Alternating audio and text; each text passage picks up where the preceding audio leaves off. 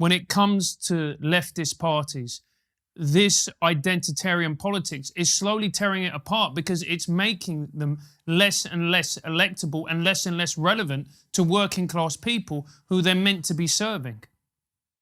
I think there is truth to that. Yes, I do.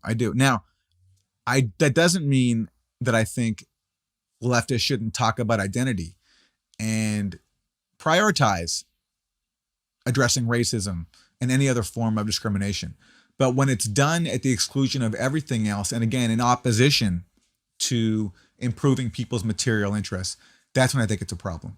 And unfortunately, I think that trend of solely focusing on identity while still advancing policies that in fact hurt people of color, hurt marginalized communities, like, for example, not being able to fight for a $15 minimum wage, as the Democratic Party just showed us.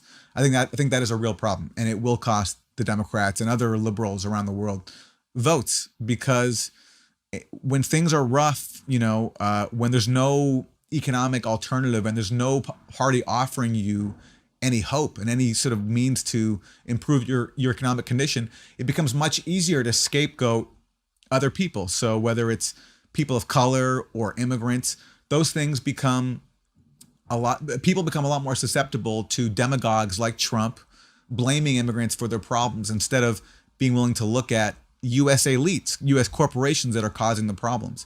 And Democrats that refuse to call out those corporations and instead try to pretend that they're woke simply because they have, a diverse group of people in their cabinet or they use the right pronouns, it's not going to work.